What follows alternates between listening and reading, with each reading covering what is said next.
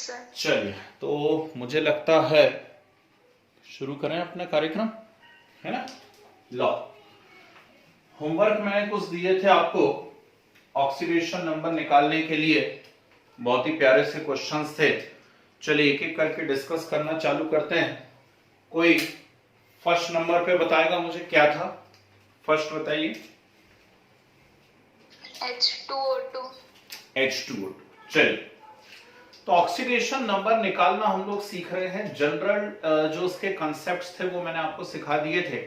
अब इसमें आज कुछ स्पेशल केसेस हम लोगों को सीखना है। स्पेशल केसेस में फर्स्ट यहां पर आ रहा है H2O2। अब आपको मालूम होना चाहिए कि H2O2 का नाम होता है हाइड्रोजन परऑक्साइड। और यदि आपने रूल ध्यान से पढ़े हुए हो तो आपको पहली पिक्चर क्लियर होनी चाहिए कि जो परऑक्साइड होते हैं, परऑक्साइड में ऑक्सीजन का ऑक्सीडेशन स्टेट -1 होता है। लेकिन फिर भी एक बार हम निकाल करके देखेंगे तो ये है 2H + 2O = 0। बोलो हाँ। 2 हाइड्रोजन का रखोगे 1 + 2 इंटू इस ऑक्सीजन का रखोगे x, सॉरी -2 रख दिया मैंने, इसका रखोगे आप x = 0, तो 2x = -2, तो x = -1। ठीक, तो H2O2 जो है ये परऑक्साइड है, इसलिए इसमें ऑक्सीजन का कितना आ रहा है? ऑक्सीडेशन स्टेट -1 आ रहा है। ओके, चलिए सेकंड बोलिए, जल्दी जल्दी बोलते जाओ। सेकंड क्या है? KO2। KO2। चलिए, सेकंड है KO2 और इसमें भी आपको ऑक्सीजन का ही निकालना चाहिए। इसका नाम है पोटेशियम सुपर ऑक्साइड।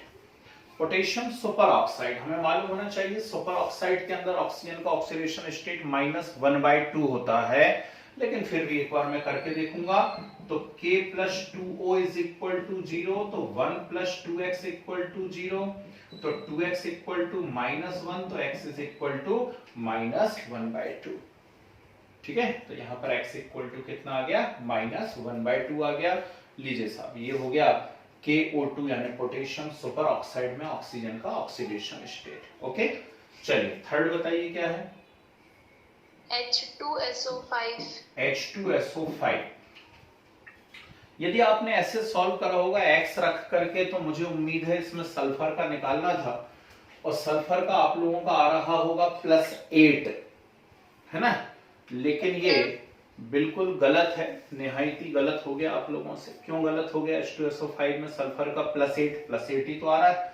नहीं, मैंने आपसे क्या कहा था? Maximum possible oxidation state of an element is equal to its group number और A, कैपिटल A। मतलब कोई एलिमेंट जिस ग्रुप में होता है उसका मैक्सिमम ऑक्सीडेशन नंबर उतना ही हो सकता है।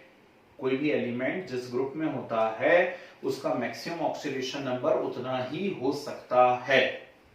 ठीक, तो सल्फर जो है वो 6th A में है, और सल्फर यदि 6th A में है तो उसका मैक्सिमम पॉसिबल ऑक्सीडेशन नंबर कितना हो जाएगा? 6 हो जाएगा। ठीक है, सल्फर 6th A में है तो मैक्सिमम पॉसिबल ऑक्सीडेशन नंबर क्या होना चाहिए? उसका 6, जबकि यहां आपका आंसर तो 8 आ रहा है। तो फिर क्या करें? गड़बड़ क्या है? तो मैं बता रहा हूं, ये जितने मैंने आपको दिए हैं एक्चुअली होमवर्क में, ऑल आर एक्सेप्शन केस।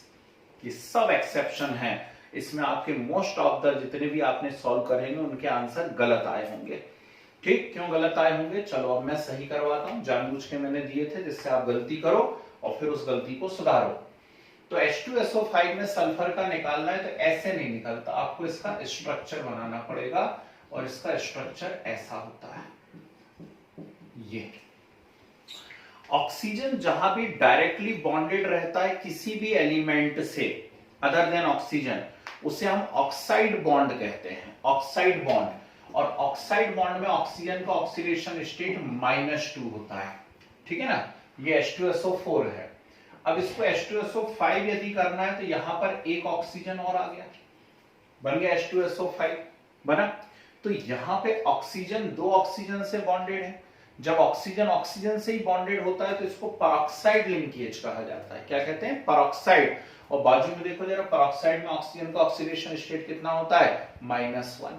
ठीक, तो परऑक्साइड में ऑक्सीजन का ऑक्सीडेशन स्टेट कितना होता है? -1 है, और ऑक्साइड में कितना होता है? -2। ठीक, और हाइड्रोजन का तो +1 है ही। तो इसे कैसे सॉल्व करेंगे मालूम है? इसे ऐसे सॉल्व करेंगे 2H plus S plus 3O plus 2O equal to 0। ये क्या करा मैंने, 3O प्लस 2O क्यों कर दिया, 5O क्यों नहीं करा? इसलिए क्योंकि 3 ऑक्सीजन अलग नेचर के हैं और 2 ऑक्सीजन अलग नेचर के हैं। बिल्कुल बताना मत किसी को भी ये बातें, ये जितने केस दे रहा हूं ये सब मजे लेने वाले केस हैं भाई, है ना। ठीक, कोई ओवर स्मार्ट बने तो इसमें से एक आध क्वेश्चन दे दिया उसको कि ला इसका निकाल के बता दे जरा। तो ये 3 ऑक्सीजन अलग है, 2 ऑक्सीजन अलग नेचर के हैं, है ना। तो ये हो जाएगा 2 into 1 plus x plus 3 into minus 2 plus 2 into minus 1 equal to 0। अब इसको आप उठा करके सॉल्व करिए, आपका आंसर कितना आएगा, +6। आया मजा? ठीक, तो हमें दिख क्या रहा था, +8, जबकि आंसर क्या आ गया हमारा, +6 आ गया। इज इट क्लियर, है ना। शानदार केस। चलिए नेक्स्ट, मुझे लग रहा है शायद H2H2O7 दिया है क्या, क्या दिया देखना। यस सर, यही है। ठीक है, इसका आपका सही आ रहा होगा, इसका आपका आंसर सही आ रहा होगा, +6 आ रहा है सभी का। ठीक, इसका आंसर +6 आ रहा है ना। तो +6 इसका आंसर बिल्कुल करेक्ट है। फिर भी एक बार इसका स्ट्रक्चर मैं आप लोगों को बताना चाहूंगा। इसका स्ट्रक्चर ऐसे बनता है, काउंट कर लीजिए, H2H2O7 है या नहीं है H2H2O7। तो ये स्ट्रक्चर हो गया इसका, और इसमें ऑक्सीजन डायरेक्टली दूसरे एटम से बॉन्डेड है, और ऑक्सीजन डायरेक्टली दूसरे एटम से बॉन्डेड है, मतलब ये सारे के सारे ऑक्साइड लिंकेज हैं।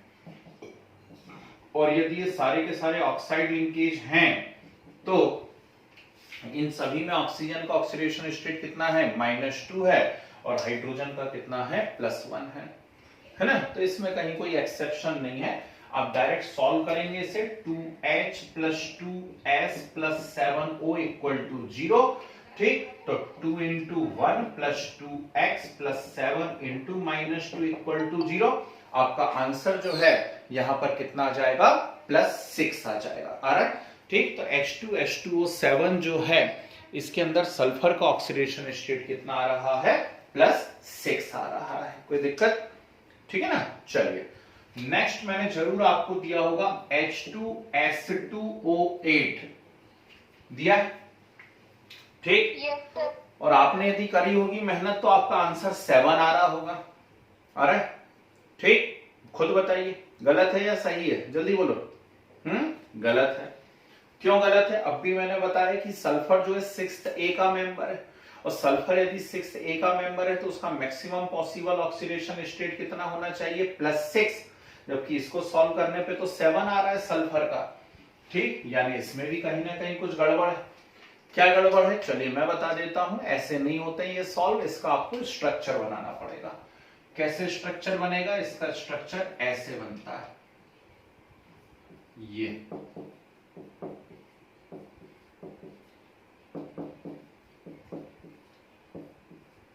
देखना जरा, हो गए ये O8 हो गए या नहीं हो गए हैं? तो बना H2H2O8। बताओ कहां गड़बड़ नजर आ रही है, इन 2 ऑक्सीजन में। ये 2 ऑक्सीजन कौन से लिंकेज के हैं, पेरोक्साइड लिंकेज के हैं। अब भी मैंने सिखाया कि पेरोक्साइड में ऑक्सीजन का कितना होता है, -1, बाकी सभी में ऑक्सीजन का कितना होता है, -2। तो इसे कैसा लिखना चाहिए, इसे लिखना चाहिए 2H 2S 6O 2O equal to 0। क्यों लिखा है ऐसा? क्योंकि 6 ऑक्सीजन अलग नेचर के हैं, ऑक्साइड नेचर के हैं, और 2 ऑक्सीजन कैसे नेचर के हैं, पेरोक्साइड नेचर के हैं। तो ये बन जाएगा 2 into 1 plus 2x plus 6 into -2 2 into -1 equal to 0। कर लोगे अब सॉल्व? ठीक, तो 2x इक्वल टू 12, तो x इक्वल टू कितना आ गया, +6। कमाल हो गया। ठीक है, तो हमारा आंसर गलत हुआ, उसमें कोई बुराई वाली बात नहीं है, हमने करा ये अच्छी बात है ना। भले 7 आया हो लेकिन आप सुधार लेंगे।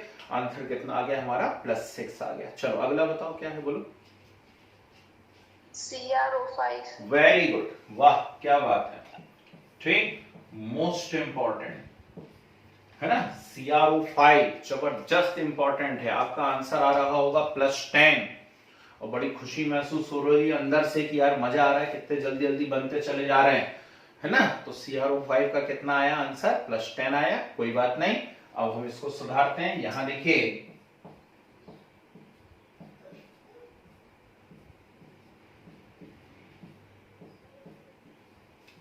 कुछ इमेजिन करना जरा, ये किसके जैसा स्ट्रक्चर दिख रहा है? किसी इंसेक्ट जैसा दिख रहा है क्या? किसके जैसा दिख रहा है? बटरफ्लाई नहीं दिख रहा? बटरफ्लाई जैसा है? बनाऊं क्या, थोड़ा कलरफुल कर दूं क्या? ठीक, इसे कहते हैं बटरफ्लाई स्ट्रक्चर। CrO5 का नाम है ब्लू परक्रोमेट या क्रोमियम पेंटाऑक्साइड, नीले कलर का होता है। इसका स्ट्रक्चर होता है बटरफ्लाई स्ट्रक्चर। और ध्यान से देखिए क्या मजेदार बात है, ये परऑक्साइड परऑक्साइड परऑक्साइड परऑक्साइड, अरे वो आपस में जुड़े हैं नहीं जुड़े हैं? कितनी बार बताऊं, वो आपस में जुड़ते हैं तो क्या होते हैं? परऑक्साइड होते हैं। ठीक, जबकि ये क्या है? ऑक्साइड है ना? वो जब भी O से जुड़ गया मतलब वो परऑक्साइड हो गया। ठीक, तो ये CrO5 कैसा है? ये है Cr plus O plus 4O equal to 0। तो x plus -2 plus 4 into -1 equal to 0, तो x इक्वल टू कितना आएगा? +6 आया मोजा। ठीक, तो CrO5 में क्रोमियम का ऑक्सीडेशन स्टेट कितना आ रहा है? +6 है ना? जबकि हमारा आंसर कितना निकल रहा था यहाँ पर? 10। कोई दिक्कत?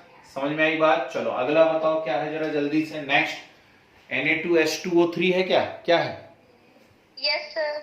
चलिए एक काम करो, इसको नोट कर लो जरा, मैं अगला बताता हूं। फिर करो, नोट करो फटाफट, बोर्ड पे थोड़ी जगह कम पड़ रही है और आगे वाले केसेस जो हैं वो भी बड़े इंपॉर्टेंट हैं, है ना? कीजिए, तो नोट करिए, फिर और बताते हैं।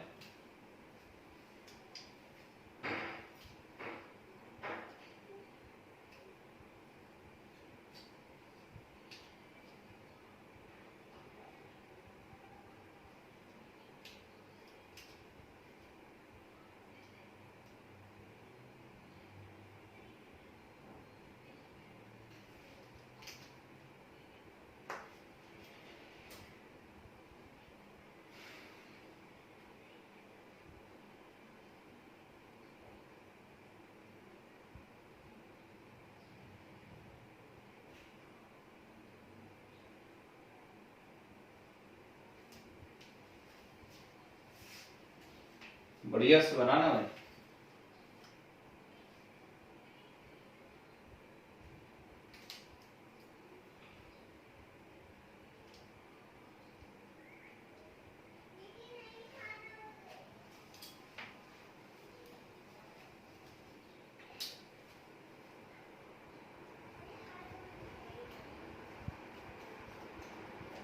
ये H2H2O7 में +6 ही आएगा, है ना? तो ये तो कोई एक्सेप्शन नहीं है, लेकिन चूंकि स्ट्रक्चर बनाना पड़ता है इसका भी, इसलिए सिखाया है मैंने।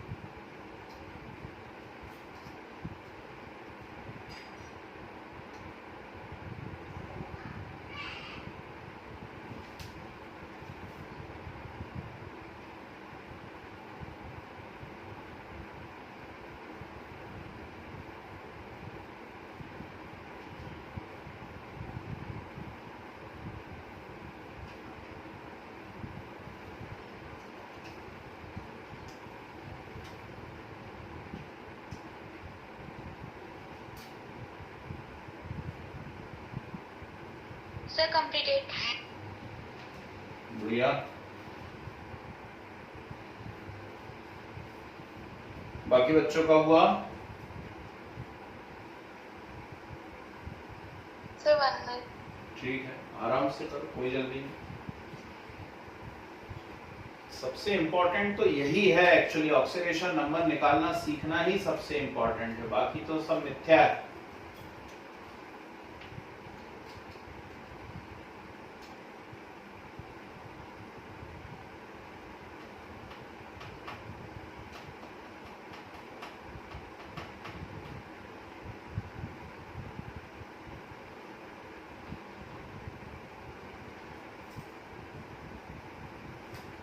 Yes sir. हो गया भाई सभी का? मान के चले। सर CrO5 का नेम क्या था? ब्लू परक्रोमेट या क्रोमियम पेंटाऑक्साइड।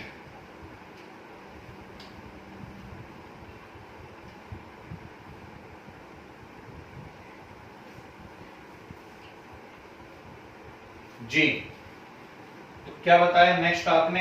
Na2S2O3, बहुत बेहतरीन सोडियम थायोसल्फेट नाम है इसका, Na2H2O3। अब ऐसे आपने सॉल्व करा होगा, मुझे लग रहा है शायद आपका सल्फर का +2 आंसर आ रहा होगा, क्या बोलते हो? आ रहा है +2, है ना? चलिए अब मैं करके बताता हूं कैसे करना है। यहां देखिए,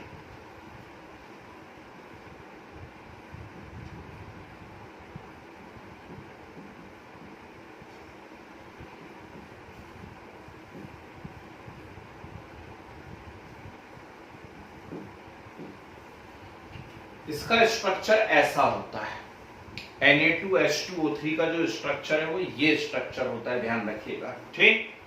अब इसमें क्या हुआ, देखो मजे की बात, ये सल्फर, जैसे कि ऑक्सीजन डायरेक्टली अटैच है सल्फर से, तो ऑक्सीजन ऑक्साइड है, और ऑक्साइड का कितना होता है ऑक्सीडेशन स्टेट -2। ऐसे ही ऊपर वाला सल्फर भी सीधे अटैच है नीचे वाले सल्फर से, मतलब वो भी कितना है -2 स्टेट में है। मतलब एक सल्फर डायरेक्ट कितनी ऑक्सीडेशन स्टेट में है -2। तो आपको क्या करना है, आपको दूसरे सल्फर का यहां पर निकालना है, यानी 2 × 1 + x -2 + 3 × -2 = 0। उठा करके सॉल्व करोगे कितना आएगा +6। मतलब दो सल्फर हैं, दो अलग अलग नेचर के सल्फर हैं। एक सल्फर -2 वाला है और दूसरा सल्फर जो है वो कितने वाला है +6 वाला है। आया मजा? एक सल्फर -2, दूसरा सल्फर +6। ठीक, ये सब बचा के रखना, ये अपने अस्त्र शस्त्र में या बुरे समय में काम आती है सब चीजें। चलो अगला बोलो क्या है, नेक्स्ट बोलो जल्दी से। NH4NO3। वाह क्या बात है, कितना आया इसमें नाइट्रोजन का आपका? चलो जो भी आया वो गलत आया, ये मैं आपकी जानकारी के लिए बता दूं, ठीक है ना, क्योंकि मुझे ऐसा अंदाजा है आपका 1 अन कुछ आंसर आया होगा इसके अंदर। ठीक, ऐसे सॉल्व नहीं होता जैसे आपने किया, मैं सिखा रहा हूं कैसे सॉल्व होता है। ठीक, NH4NO3 को एक्चुअली हमें तोड़ना पड़ता है, डिसोसिएट करना पड़ता है। कैसे? NH4 positive and NO3 negative में। तो NH4 पॉजिटिव का अलग निकलेगा और NO3 नेगेटिव का अलग निकलेगा।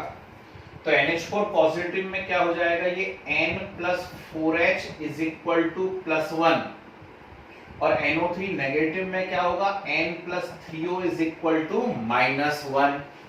ठीक, तो यहां क्या हो जाएगा, ये x + 4 × 1 = +1, तो x = कितना -3, और ये x + 3 × -2 = -1, तो x = कितना +5।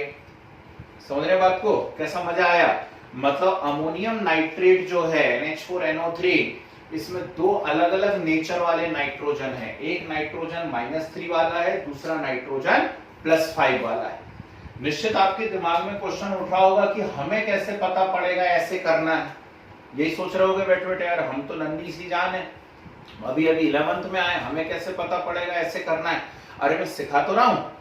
ठीक, और दूसरी बात, इस कॉपी के बाहर कोई क्वेश्चन नहीं जाएगा, ये बात ध्यान रखना। बस जो मैंने पढ़ा दिया क्लास में, जो बता दिया, उसके बाहर दुनिया का कोई क्वेश्चन होता ही नहीं है ना। तो बस अब आपको लोड लेनी नहीं है, जितना पढ़ा दिया उतना पढ़ के जाओ, ठीक है ना। चलिए अगला बोलिए क्या था, नेक्स्ट क्विक। क्या, जल्दी बताओ। 3O4। कौन, फिर से बोलो। Fe3O4। वाओ, Fe3O4, Pb3O4 और Mn3O4, ये तीन चीजें दी होंगी मैंने, है ना। Fe3O4, Pb3O4, Mn3O4। ठीक, अब बहुत ध्यान से सुनिए, जो आपका आंसर आया है 8/3, तीनों में जो आपके आंसर 8/3 आए हैं, बोलो आए 8/3 की नहीं आए? ठीक, यस सर। वो एक्चुअली एवरेज ऑक्सीडेशन स्टेट है। कितनी है? 8/3 एवरेज ऑक्सीडेशन स्टेट है सभी में, ध्यान रखना, ठीक है ना। +8/3 जो आपका आ रहा है वो एवरेज ऑक्सीडेशन स्टेट है। आपसे एवरेज यदि पूछता है तो आप ऑप्शन में 8/3 दिख रहा है उसको टिक करके आएंगे। लेकिन जहां तक मेरा एक्सपीरियंस है वो आपसे 8/3 नहीं पूछेगा, आपसे सिर्फ ये पूछेगा इसमें आयरन के ऑक्सीडेशन स्टेट कितने हैं। तो मैं बता देता हूं, एक्चुअली Fe3O4 जो है एक मिक्स्ड ऑक्साइड है। Fe3O4 कौन है? एक मिक्स्ड ऑक्साइड है and it is made up of FeO and Fe2O3। किस किस के मिलने से बना है ये? FeO और Fe2O3 के मिलने से बना है। Pb3O4 किससे बना है? Pb3O4 बना है PbO और PbO2 के मिलने से। और Mn3O4 किससे बना है? Mn3O4 बना है MnO और MnO2 के मिलने से। है ना मजेदार बात? ठीक। तो यदि ये FeO और Fe2O3 के मिलने से बना है तो अब FeO में आयरन का अलग निकलेगा और Fe2O3 में अलग निकलेगा। FeO में अब निकाल लेंगे आयरन का कितना आएगा? अरे O का -2 रखोगे तो x -2 इक्वल टू 0, तो x इक्वल टू कितना जाएगा? +2। ठीक। Fe2O3 में आयरन का कितना जाएगा? +3। तो यहां पर Fe का आ रहा है +2 और यहां Fe का आ रहा है +3। PbO में सॉल्व करके देखिए, Pb का आ रहा है +2 और PbO2 में Pb का आ रहा है +4। MnO में मैग्नीज का आ रहा है +2, MnO2 में मैग्नीज का आ रहा है +4। आया मजा? ठीक। तो इन फ्यूचर जब आप टेस्ट देंगे, जैसे कल तो केमिकल बॉन्डिंग का टेस्ट दे रहे हैं, लेकिन अगला टेस्ट जो है आपका रेडॉक्स में रहेगा। ठीक। उसमें ये क्वेश्चन मैं दूंगा, इन तीनों में से कोई एक है उस क्वेश्चन पेपर के अंदर, है ना? तो आपको ऑक्सीडेशन नंबर निकालना है। ठीक। तो आपको ऑप्शन ढूंढना है, यदि Fe3O4 है तो +2 +3, यदि Pb3O4 है तो +2 +4, यदि Mn3O4 है तो +2 +4। आ गई बात समझ में? कोई दिक्कत है ना? मस्त केस एकदम। ठीक। चलिए नेक्स्ट बताइए क्या है, क्विक जल्दी बोलो। CaO2। वाह क्या बात है। CaOCl2 बचपन से आप पढ़ते चले आ रहे हैं, जहां तक मुझे उम्मीद है शायद 10th क्लास में भी आपका इसके सामना हुआ होगा। और इसे हम लोगों ने क्या कहा था? इसे हम लोगों ने कहा था ब्लीचिंग पाउडर। बोलो हाँ। ठीक। तो CaOCl2 को आप लोग ने क्या कह चुके हो? ब्लीचिंग पाउडर कह चुके हो। कहा है ब्लीचिंग पाउडर? नहीं कहा पहले कभी। ठीक। अब CaOCl2 थोड़ा अलग नेचर का प्राणी है। कैसे नेचर का प्राणी है मैं बताता हूं। ये actually CaCl positive and OCl negative के मिलने से बनता है। ठीक है। ठीक वैसे ही जैसे बाजू में लिखा हुआ है NH4NO3, NH4NO3 इन दोनों के मिलने से बनता है। ऐसी CaOCl2 CaCl पॉजिटिव और OCl नेगेटिव के मिलने से बनता है। मतलब इसमें 2 क्लोरीन है और दोनों अलग अलग नेचर के हैं। जैसे यहां 2 नाइट्रोजन थे और दोनों अलग अलग नेचर के थे, ऐसे यहां 2 क्लोरीन है और दोनों अलग अलग नेचर के हैं। हाँ। तो ये होगा Ca + Cl = +1। Ca का हमेशा 2 होता है तो 2 + x = +1, तो x = कितना जाएगा? -1। बोलो हाँ। मतलब यहां पे जो क्लोरीन है इसका कितना आ रहा है? -1। अब इस वाले का चेक करते हैं तो O + Cl = -1। O ऑक्साइड है तो -2 आएगा, -2 + x = -1, तो x = कितना? +1। चमत्कार हो गया ये तो। ठीक है ना? हम क्या सोच रहे थे और देखो क्या से क्या हो गया। हो गया ना क्या से क्या। ज्यादातर ने यदि सॉल्व करा होगा ईमानदारी से तो आपका आंसर 0 आ रहा होगा। इसके अंदर आ रहा था क्या 0? अब ये मत बोलना +-1 0 ही तो होता है। ठीक। ऐसे नहीं करते हैं, ऐसे तो 2 और 3 5 भी होता है। तो ब्लीचिंग पाउडर में 2 अलग अलग नेचर वाले क्लोरीन है। एक क्लोरीन का -1 आता है और दूसरे का कितना आता है? +1। चलो और बताओ और क्या? C3O2। Very good. चलो इनको नोट करो, फिर ये 3 और बहुत खतरनाक आइटम है, इनको मैं एक साथ बताता हूं। ये नोट करिए, 3 ही बचे ना, Br3O8, S4O6 -2 और C3O2। चलो इसे नोट करो, मेरा बढ़िया नोट्स बनाओ, फिर आगे के बताते हैं।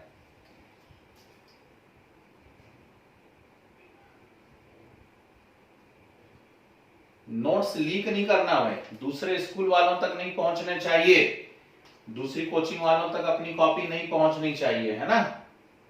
मांगे कोई तो पैसे ले लेना। रेडॉक्स के कम से कम जो है 5,000 रुपए लेना अकेले रेडॉक्स के।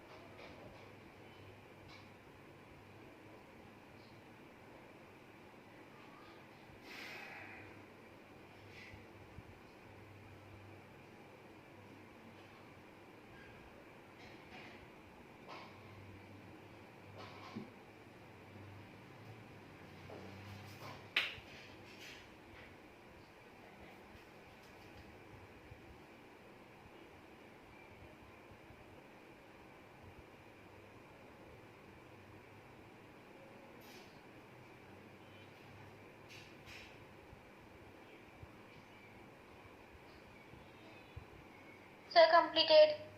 बाकी बच्चों का हो गया? Yes, sir. जी।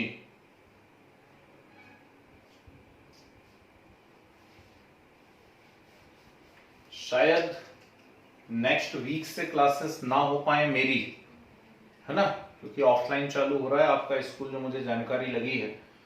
तो कोई दूसरे मेरे परिचित फैकल्टी पहुंच रहे हैं, है ना।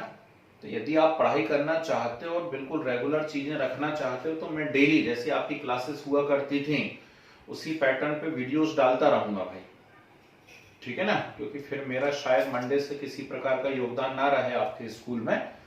तो आप यदि ऑनेस्ट हैं तो मैं बिल्कुल ईमानदारी से आपको बिल्कुल जो अपना पैटर्न था उसी पैटर्न पे वीडियोस डालता रहूंगा। आप अपना मोबाइल खोलिए, बढ़िया बैठ करके नोट्स बनाते रहिए, और टेस्ट में लेता रहूंगा, है ना। तो टेस्ट रेगुलर देते रहना, आपकी प्रैक्टिस होती जाएगी, ठीक है। अभी कोई दूसरे फैकल्टी आ जाएंगे मंडे से आपके स्कूल में, मेरे मित्र ही हैं, अच्छे मित्र हैं, अच्छे टीचर हैं, ठीक है। लेकिन फिर भी यदि मुझसे आपको लगता है पढ़ना है तो हम ऐसे पढ़ाई करेंगे, है ना।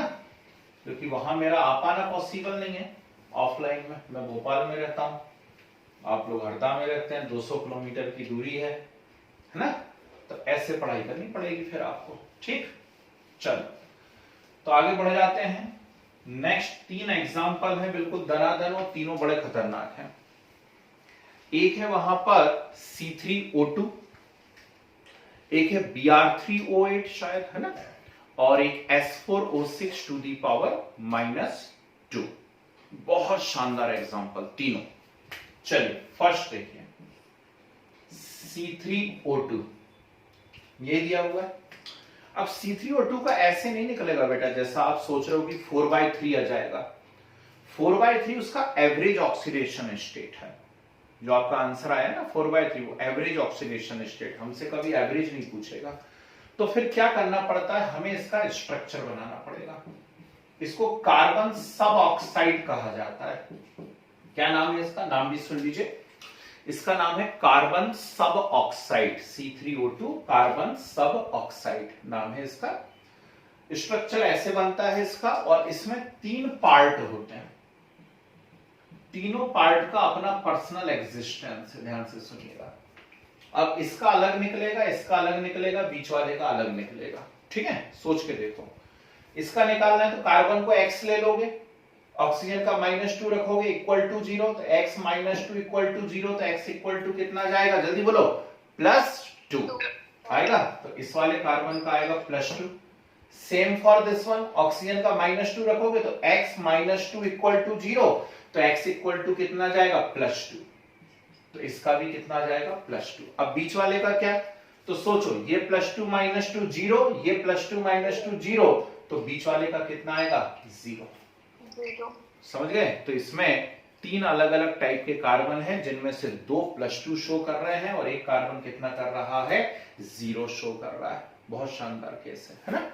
नेक्स्ट Br3O8 यही दिया हुआ है, ठीक। ये जो आपका 16/3 आंसर आया था, वो 16/3 इसका एवरेज ऑक्सीडेशन स्टेट था। अब हमें इसका स्ट्रक्चर बनाना पड़ेगा।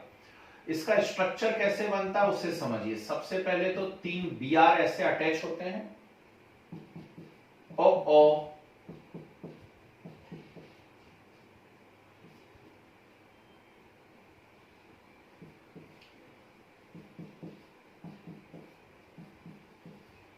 ऐसे, ठीक है ना, Br3O8।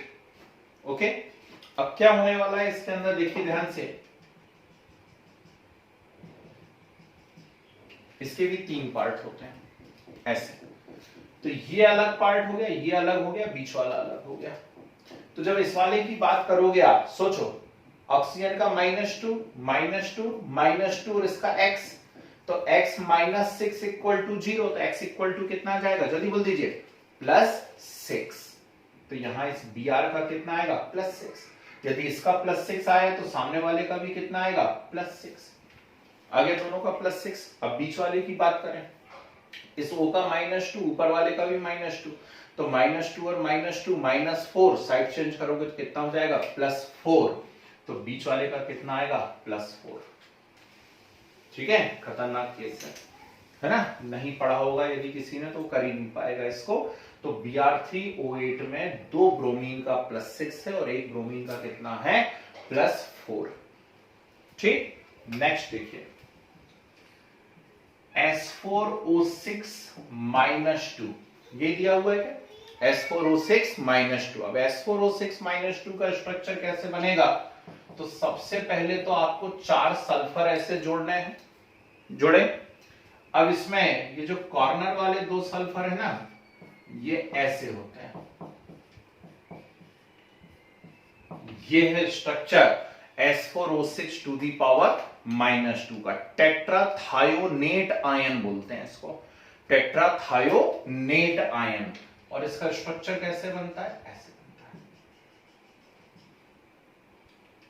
ये स्ट्रक्चर बनता है इसका। आयन नहीं आई बात समझ में, टेट्राथायोनेट आयन है इसका, ये स्ट्रक्चर बन रहा है। चलिए अब मैं निकाल के बताऊं, ये आप कर पाओगे, देखो करते हैं।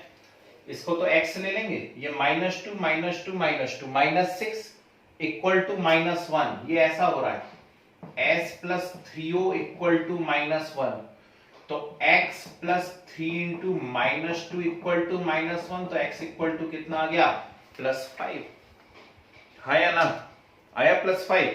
ठीक, तो यहां पे सल्फर का कितना आ रहा है +5, इस सल्फर का भी कितना आ रहा है +5। ठीक, और बीच वाले दोनों सल्फर का कितना आएगा, जल्दी बोलो, 0 0। क्यों 0 0, ये +5 -5 0, वो +5 -5 0, तो बीच वालों का 2x इक्वल टू 0, तो x इक्वल टू कितना जाएगा 0। आइए नहीं है बस बिल्कुल ठीक ऐसी जैसे ये +2 -2 0 +2 -2 0। ठीक, तो बीच वाले का कितना आ गया था 0। ठीक, अब क्लास जब आपकी खत्म हो जाए ना, तो एनसीईआरटी टेक्स्ट बुक उठाना, और आपको सुन के आश्चर्य होगा कि ये तीनों जो एग्जाम्पल्स हैं ये एनसीईआरटी में दिए हुए हैं। सोच लो कितने खतरनाक एग्जाम्पल्स हैं, और ये तीनों के तीनों एनसीईआरटी में प्रैक्टिस एक्सरसाइज में दिए हुए हैं, आपको चेक करिएगा वो पतली सी बुक जो है उसके अंदर, है ना। तो चलिए नोट कर लीजिए, बहुत ही बढ़िया सी प्रैक्टिस प्रॉब्लम हो गई हमारी।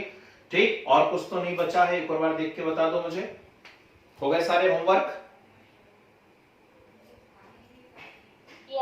चलिए नोट कीजिए।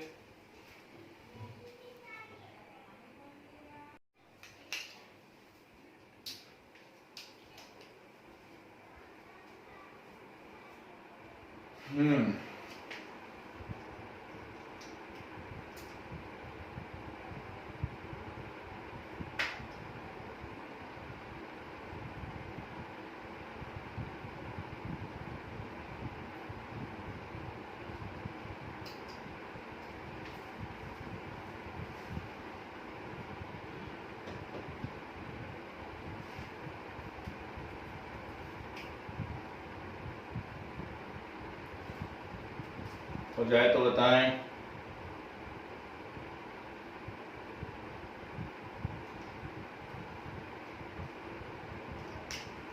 Yes, sir, completed.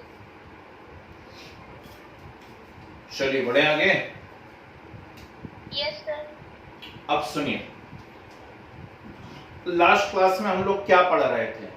तो लास्ट क्लास में मैंने आपको ऑक्सीडेशन की 6 डेफिनेशंस बताई थी, रिडक्शन की 6 डेफिनेशन बताई थी, और दोनों के 4-4, 5-5, 6-6 एग्जांपल्स की हमने प्रैक्टिस की थी। पहचान के देखा था कैसे ऑक्सीडेशन कहेंगे, कैसे रिडक्शन कहेंगे, बोलो हाँ। ठीक, अब आज का अपना क्या वादा था? तो आज का वादा था कि हमें सीखना है यहां पर रेडॉक्स क्या होता है और एजेंट्स क्या होते हैं। ठीक है ना? तो सबसे पहले तो हेडिंग आ रही है रेडॉक्स रिएक्शन। हेडिंग आ रही है रेडॉक्स रिएक्शन। लिखिए, the chemical reactions in which both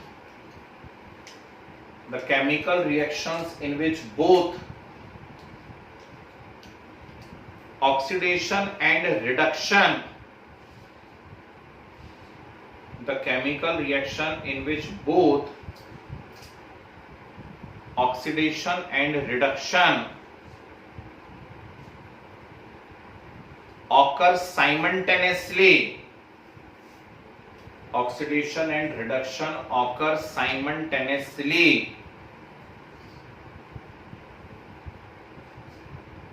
are called redox reactions, are called redox reactions। ठीक है?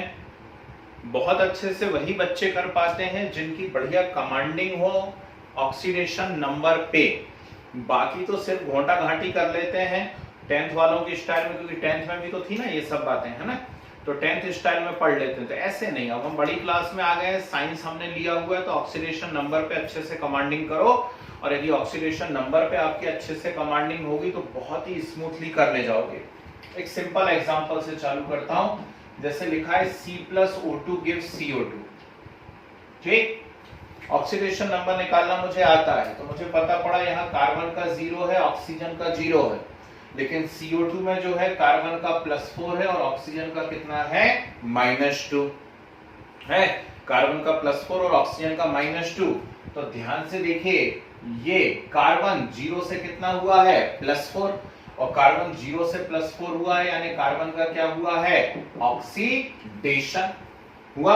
और ऑक्सीजन 0 से -2 हुआ है, ऑक्सीजन 0 से -2 हुआ है, मतलब ऑक्सीजन का क्या हुआ है? रिडक्शन। तो एक ही केमिकल रिएक्शन के अंदर ऑक्सीडेशन और रिडक्शन दोनों हुए हैं, मतलब ये क्या है? रेडॉक्स है या ना? ऐसा दिया हुआ है H2 + Cl2 gives 2HCl। ठीक, अब इसके अंदर हम ढूंढ करके देखते हैं, तो यहाँ पर H2 में हाइड्रोजन का 0, Cl2 में क्लोरीन का 0, HCl में हाइड्रोजन का +1 और यहाँ क्लोरीन का कैसा? -1। तो आप खुद कहोगे, आपके अंदर से आवाज निकलेगी कि हाइड्रोजन जो है वो 0 से +1 हुआ है, यानी हाइड्रोजन का क्या हुआ है? ऑक्सीडेशन। और क्लोरीन 0 से -1 हुआ है, यानी क्लोरीन का क्या हुआ है? रिडक्शन। आई या नहीं आई बात समझ में? कोई डाउट टाइप का इसके अंदर? ठीक, तो हाइड्रोजन का ऑक्सीडेशन हो गया है और क्लोरीन का क्या हो गया है? यहाँ पर रिडक्शन हो गया है। सही है बात? ठीक, अच्छा ऐसा कुछ दे दिया जाए यदि, तो CaCO3 gives CaO + CO2। ठीक, CaCO3 gives CaO + CO2। या एक और दे देता हूं, चलो मैं आपको, NaHCO3 सोडियम बाइकार्बोनेट है, इसको हीट करा आपने तो बना Na2CO3 + CO2 + H2O। ये है। ठीक, अब इनके अंदर पहचानना है हमको किसका ऑक्सीडेशन हो रहा है, किसका रिडक्शन हो रहा है। ध्यान से देखना, क्या पहचानना है? किसका ऑक्सीडेशन हो रहा है, किसका रिडक्शन हो रहा है। तो Ca का +2 है, कार्बन का +4 है, ऑक्सीजन का -2 है। यहाँ Ca का कितना होगा? अरे यहाँ भी Ca का +2, ऑक्सीजन का -2, कार्बन का +4, ऑक्सीजन का -2। जल्दी से देख के बताओ किसका ऑक्सीडेशन हुआ, किसका रिडक्शन हुआ? क्विक, किसका ऑक्सीडेशन, किसका रिडक्शन? तो ना किसी का ऑक्सीडेशन हुआ ना किसी का रिडक्शन हुआ, ना किसी का ऑक्सीडेशन हुआ ना किसी का रिडक्शन हुआ, मतलब ये रेडॉक्स नहीं है। क्या समझ आया? ठीक, कंपलसरी नहीं है कि हर रिएक्शन रेडॉक्स हो, तो आपको पहचानना पड़ता है कि कौन सी रेडॉक्स है और कौन सी रेडॉक्स नहीं है। तो ये रेडॉक्स नहीं है। कैसा मजा आया है? यहाँ सोडियम का +1, हाइड्रोजन का +1, कार्बन का +4 और ऑक्सीजन का -2। यहाँ सोडियम का +1, कार्बन का +4, ऑक्सीजन का -2, कार्बन का +4, ऑक्सीजन का -2, हाइड्रोजन का +1, ऑक्सीजन का -2। बोलो किसका ऑक्सीडेशन हुआ किसका रिडक्शन हुआ? ना किसी का ऑक्सीडेशन हुआ ना किसी का रिडक्शन हुआ, मतलब it is also not redox reaction. कुछ घुस गया दिमाग के अंदर? ठीक है ना? तो ऐसा होता है भैया, ये है पूरी की पूरी कहानी इसके अंदर। ऐसे पहचाने जाते हैं ठीक रेडॉक्स रिएक्शंस को with the help of oxidation number. Okay, please have a note, फटाफट नोट करिए, क्या बढ़िया सी बात है।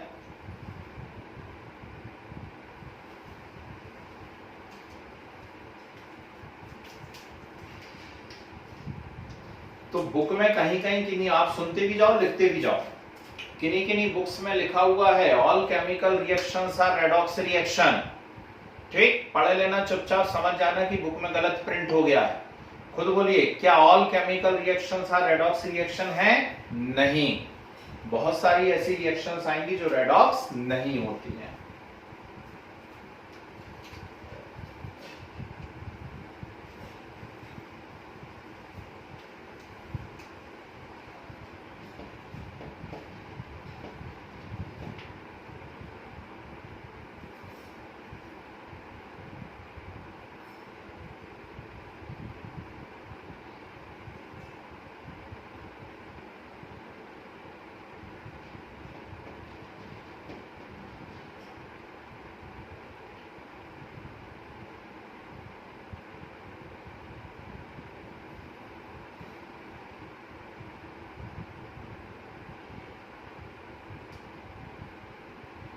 Sir, completed.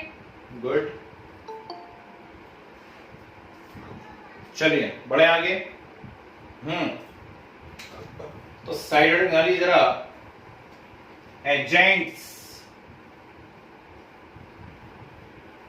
साइड गालिए एजेंट्स जी। पहले लिख लो, लैंग्वेज में लिखवा देता हूं एजेंट्स क्या होते हैं। एजेंट्स हेडिंग आलिए लिखिए, in a redox reaction, in a redox reaction the species, in a redox reaction the species which undergo, in a redox reaction the species which undergo oxidation, which undergo oxidation reduce other, which undergo oxidation reduce other, that's why called reducing agent, that's why called reducing agent। Arrow बना के लिखे नीचे की line से, the species undergo reduction, the species undergo reduction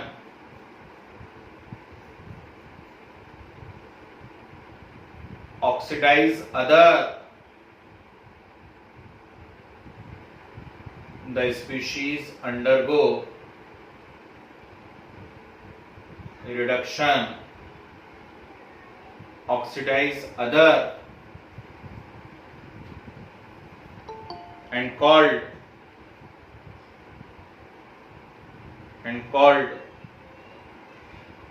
oxidizing agent,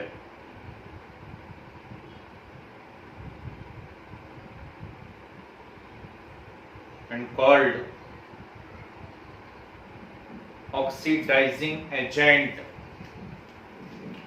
जी, ये बड़ा ही important concept है। अब बात डिपेंड इस पे करती है कि आप किस लेवल पे जाके पढ़ना चाहते हो। 10th स्टाइल में पढ़ना चाहते हो तो कोई भी एक एग्जांपल बता देते हैं, हो गया आपका काम, है ना। लेकिन थोड़ा सा यदि अच्छे लेवल पे पढ़ना चाहते हो तो बोर्ड पे आपको देखना पड़ेगा, वो भी अच्छे से। यहाँ देखिए, मेरे पास Na सोडियम, इन्होंने एक इलेक्ट्रॉन डोनेट करा भाई साहब ने, और क्या बना लिया, Na पॉजिटिव बन गया, Na पॉजिटिव। और क्लोरीन ने आकर के उस इलेक्ट्रॉन को क्या कर लिया, रिसीव कर लिया। क्लोरीन ने इलेक्ट्रॉन रिसीव कर लिया, क्या बना दिया, Cl नेगेटिव। तो सोडियम ने एक इलेक्ट्रॉन डोनेट किया है, Na पॉजिटिव बनाया। क्लोरीन ने एक इलेक्ट्रॉन रिसीव किया है, Cl नेगेटिव बनाया। ठीक है, तो यहां Na से Na पॉजिटिव बना है, इलेक्ट्रॉन डोनेट हुआ है, मतलब बात साफ है कि ये क्या हुआ है, ऑक्सीडेशन। यहां Cl से Cl नेगेटिव बना है, मतलब इलेक्ट्रॉन रिसीव हुआ है, यानी बात साफ है कि ये क्या है, रिडक्शन। ठीक, अब इसका रिडक्शन क्यों हुआ, क्योंकि इसने इलेक्ट्रॉन लिया। क्यों लिया, क्योंकि सोडियम ने दिया। ठीक, सोडियम ना देता, ना ये लेता, और ना इसका रिडक्शन होता। मतलब इसका रिडक्शन कराने का जिम्मेदार, रिस्पॉन्सिबल कौन है, सोडियम। खुद तो ऑक्सीडाइज होके बैठा है, दूसरों को क्या कर रहा है, रिड्यूस। तो जो खुद ऑक्सीडाइज हो जाते हैं, दूसरों को रिड्यूस करते हैं, वो क्या कहलाते हैं, रिड्यूसिंग एजेंट। कंफ्यूजन तो नहीं मन में। जिनका खुद का ऑक्सीडेशन होता है वो दूसरों को रिड्यूस कराते हैं, और इसीलिए क्या कहलाते हैं, रिड्यूसिंग एजेंट कहलाते हैं। इसमें देखो, इसका बेचारे का रिडक्शन हुआ, क्यों हुआ है, क्योंकि इसने सोडियम को स्टिमुलेट करा इलेक्ट्रॉन देने के लिए, मतलब दूसरों को ऑक्सीडाइज करवा दिया, खुद बेचारा रिड्यूस हो गया। तो दूसरों को ऑक्सीडाइज करवाया, खुद रिड्यूस हुआ, इसीलिए इसको क्या कहा जाएगा, ऑक्सीडाइजिंग एजेंट। कुछ घुसा दिमाग के अंदर। ठीक, तो यही डेफिनेशन लिखवाइए, जिनका रिडक्शन, जिनका ऑक्सीडेशन होता है वो रिड्यूसिंग एजेंट, और जिनका रिडक्शन होता है वो ऑक्सीडाइजिंग एजेंट। तो कोई भी एक रिएक्शन आपको दे देते हैं, और इस रिएक्शन के अंदर आपसे बोला जाता है कि पहचानिए कौन ऑक्सीडाइजिंग एजेंट है, कौन रिड्यूसिंग एजेंट है। जैसे सिंपल एग्जांपल से चालू करते हैं हम। ऐसा दे दिया, C+O2 gives CO2। ठीक, तो कितना सिंपल है, हम देख करके पहचान गए कि यहां पर जो ठीक कार्बन है, कार्बन का 0 से +4 हुआ है, यानी ऑक्सीडेशन हुआ है। और ऑक्सीडेशन जिनका होता है वो कौन होते हैं, रिड्यूसिंग एजेंट। तो कार्बन यहां पर कौन है, रिड्यूसिंग एजेंट। ऑक्सीजन का 0 से -2 हुआ है, तो ऑक्सीजन का 0 से -2 हुआ है, यानी रिडक्शन हुआ है, और जिनका रिडक्शन होता है वो कौन होते हैं, ऑक्सीडाइजिंग एजेंट। तो डर तो नहीं लगेगा देख करके। ठीक, हमें बस ऑक्सीडेशन नंबर निकालने सीखने हैं, और उन एक्सेप्शन केस से मत डरना, बस वो उतने ही हैं। एक्सेप्शन केस आज जितने सिखाए मैंने, बस वो उतने ही हैं। ठीक, बाकी के जो हैं, है ना, वो सब आपके नॉर्मल केस होते हैं। ठीक, तो कोई सी भी रिएक्शन अब मैं उम्मीद कर सकता हूं कि आप लोग कर पाओगे, जैसे H2 + Cl2 gives 2HCl, Ag2O gives Ag + O2, कुछ तो भी दिया हो। तो इस वाली में क्या हो रहा है, यहाँ पर 0 0 +1 -1, तो हाइड्रोजन का 0 से +1 हुआ, यानी हाइड्रोजन का ऑक्सीडेशन हुआ, यानी हाइड्रोजन है रिड्यूसिंग एजेंट, Ra यानी रिड्यूसिंग एजेंट। ठीक है, और क्लोरीन का जो है वो 0 से -1 हुआ, यानी रिडक्शन, तो क्लोरीन कौन है, ऑक्सीडाइजिंग एजेंट है। बोलो हाँ है। ठीक, तो ये कहानी होती है भैया, इसकी पूरी की पूरी ऐसे डिसाइड किया जाता है। कोई कष्ट हो तो कृपया करके बोलिए, है कोई कष्ट नहीं? ठीक है, तो पहले इसे नोट करो, तो इसमें कुछ बहुत प्यारी बात सिखाता हूं, करो जरा, नोट करो पूरा।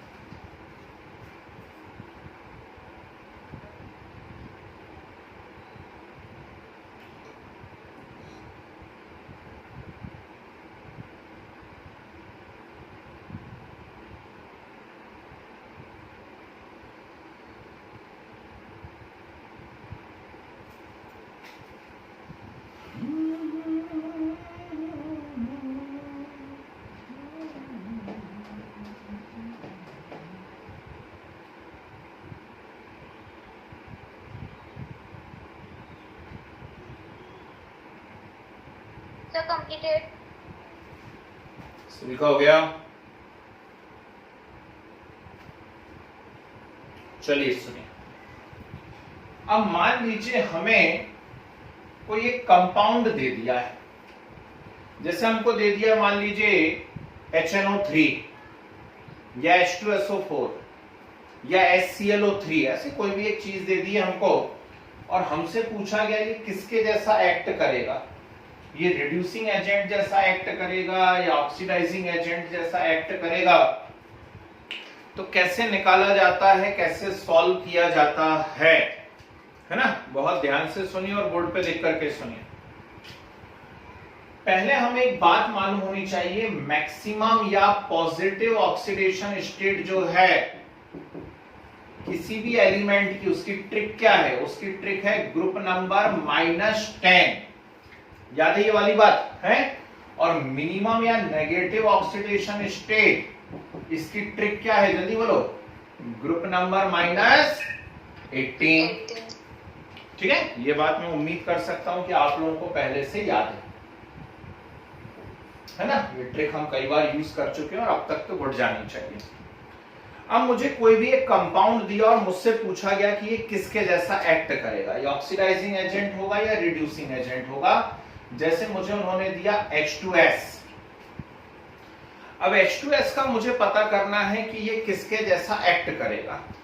तो इसमें क्या करते हैं, सबसे पहले सेंट्रल एटम का ऑक्सीडेशन स्टेट निकाल लेते हैं। सेंट्रल एटम सल्फर है और सल्फर का ऑक्सीडेशन स्टेट कितना आ रहा है इसके अंदर? -2 आ रहा है। पहले तो ये निकाल लो आप। अब आप क्या करो, ये वाली ट्रिक लगाओ और ये वाली ट्रिक लगा करके देखो कि इस एलिमेंट का मैक्सिमम और मिनिमम कितना हो सकता है, मतलब पॉजिटिव और नेगेटिव। तो पॉजिटिव हो सकता है ग्रुप नंबर -10, सल्फर का ग्रुप नंबर है 16, तो 16 - 10 कितना आएगा? +6 आएगा। और मिनिमम नेगेटिव में क्या हो सकता है? ग्रुप नंबर -18 यानी 16 - 18 कितना आएगा? -2। बोलो हाँ, ठीक। अब मॉलिक्यूल में H2S किस फॉर्म में है? -2 के फॉर्म में, मतलब वो ऑलरेडी अपनी मिनिमम स्टेट में है। क्या वो और इलेक्ट्रॉन ले सकता है? जल्दी बोलो, यस और नो। ऑलरेडी वो -2 में है, ठीक, और उसका मिनिमम भी कितना होता है रूल के अकॉर्डिंग? -2। तो क्या वो और इलेक्ट्रॉन ले सकता है? नहीं, इलेक्ट्रॉन नहीं ले सकता। इलेक्ट्रॉन नहीं ले सकता मतलब क्या वो ऑक्सीडाइजिंग एजेंट हो सकता है?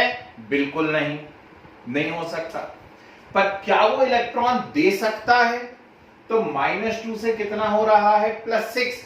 बिल्कुल, -2 है, 2 इलेक्ट्रॉन दिए 0 हो गया, और 2 इलेक्ट्रॉन दिए +2 हो गया, और 2 इलेक्ट्रॉन दिए +4 हो गया, और 2 इलेक्ट्रॉन दिए +6 हो गया। मतलब वो इलेक्ट्रॉन डोनेट कर सकता है लेकिन रिसीव नहीं कर सकता। मतलब वो सिर्फ कैसे जैसा एक्ट करेगा? Only reducing agent. किसके जैसा एक्ट करेगा? ओनली रिड्यूसिंग एजेंट जैसा एक्ट करेगा। कुछ गुस्सा दिमाग में, बात समझ में आएंगे? इसका एक्सप्लेनेशन लिखवाऊंगा नहीं, जो क्लास अटेंड कर रहे हैं केवल उनको ये बात समझ में आनी चाहिए। चलो कोई दूसरे एग्जांपल से सीखने की कोशिश करते हैं। मान लो H2S की जगह मुझे SO2 दे देते, ठीक है ना? अब SO2 दे देते और मुझसे पूछते कि बताओ किसके जैसा एक्ट करेगा। तो मैं क्या करता, पहले सबसे पहले सेंट्रल एटम का ऑक्सीडेशन नंबर निकालता। तो यहां सल्फर का कितना आ रहा है? +4 आ रहा है, +4, ठीक है ना? तो मैं क्या करूंगा, यहां पे पहले रूल लगाऊंगा। पॉजिटिव कितना हो सकता है? 16 - 10 यानी +6, और नेगेटिव कितना हो सकता है? तो 16 - 18 यानी -2। तो सल्फर मैक्सिमम +6 बता सकता है और मिनिमम कितना बता सकता है? -2 बता सकता है। अब इस कंपाउंड को देखो, इस कंपाउंड में सल्फर का +4 है, +4 है, बताओ वो मैक्सिमम है या मिनिमम है? क्विक, मिनिमम है। मिनिमम है। हाँ, मिनिमम -2 हो सकता है, मैक्सिमम +6 हो सकता है। यहां इसका +4 है, तो ये मैक्सिमम है या मिनिमम है? मैक्सिमम। अरे बेटा, ना मैक्सिमम है ना मिनिमम है, सुन ही नहीं रहे आप बात को ध्यान से। अरे मैक्सिमम 6 हो सकता है, उसका तो 4 है ना, और मिनिमम -2 हो सकता है, उसका तो 4 है। मतलब ना मैक्सिमम है ना मिनिमम है।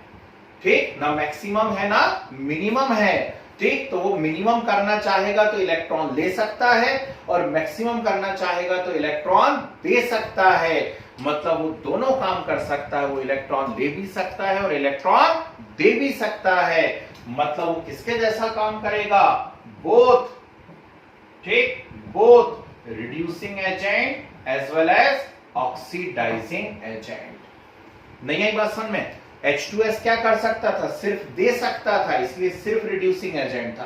पर ये तो 4 है ना, 4 है मतलब ये दे भी सकता है और ले भी सकता है। ठीक, तो दोनों काम कर सकता है, यानी रिड्यूसिंग भी है और ऑक्सीडाइजिंग भी है। अच्छा चलो क्वेश्चन चेंज करता हूं।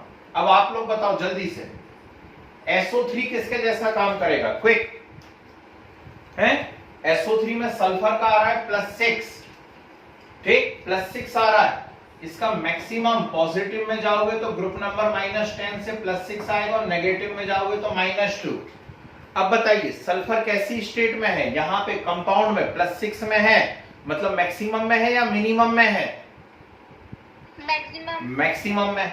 तो 6 से ज्यादा बढ़ा सकता है क्या? नहीं।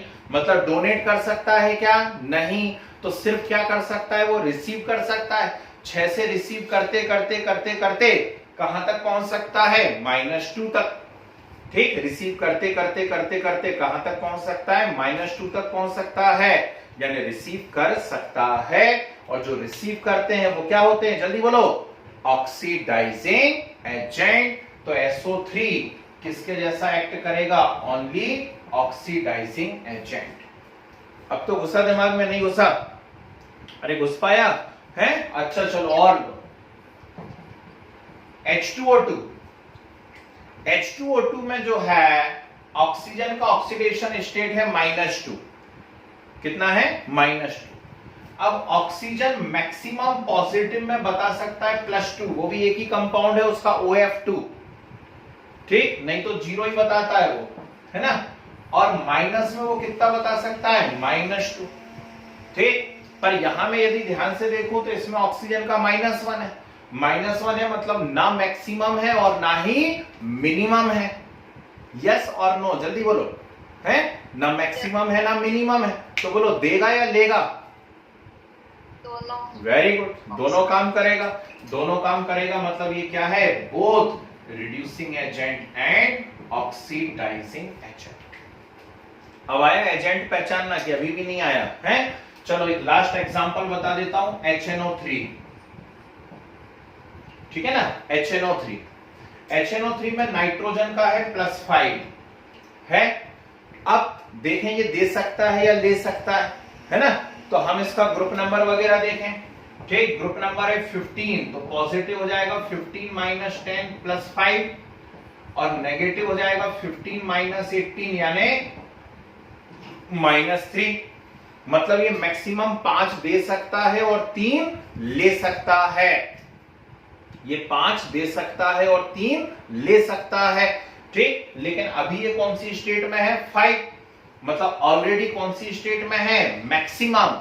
तो बोलो और ज्यादा दे सकता है क्या? नहीं, वो तो दे दिया जितने दे सकता था। ठीक, +5 में ही तो है और उसकी मैक्सिमम भी कितनी होती है? 5। ठीक, तो क्या वो और ज्यादा दे सकता है? नहीं, लेकिन वो +5 से कौन सी स्टेट में जा सकता है? -3। और +5 से -3 में जा सकता है मतलब ले सकता है। क्या कर सकता है? ले सकता है। और जो लेते हैं वो क्या होते हैं? Oxidising agent. तो HNO3 किसके जैसा एक्ट करेगा? Oxidising agent. ठीक है। हाँ, लेकिन ध्यान रखना ये केमिस्ट्री है, कभी कभी कुछ एक्सेप्शन केस आ जाते हैं जिसमें एक आध कोई रिएक्शन ऐसी आ जाती है एक्सेप्शनली जिसमें ऑक्सीडाइजिंग एजेंट रिड्यूसिंग जैसा काम करने लगते हैं या रिड्यूसिंग एजेंट ऑक्सीडाइजिंग जैसा काम करने लगते हैं। पर वो एक्सेप्शन केस है, वो एक आध दो रिएक्शन में ही होता है। हम यहाँ पे नॉर्मल ट्रेंड को डिस्कस कर रहे हैं। आगे बात समझ में? तो ये बहुत इंपॉर्टेंट क्वेश्चन होता है। आपसे पूछते हैं H2S किसके जैसा वर्क कर सकता है, या फिर ऐसा पूछेंगे which of the following can act as only reducing agent, which of the following can act as only oxidizing agent, which of the following can act as both। तो उसको पहचानने का तरीका आ गया सब लोगों को समझ में, ऐसे पहचाना जाता है। क्लियर है बात? नोट कर लीजिए। ठीक, तो ये क्वेश्चन हमारा खत्म हुआ। एजेंट्स वाला कीजिए नोट।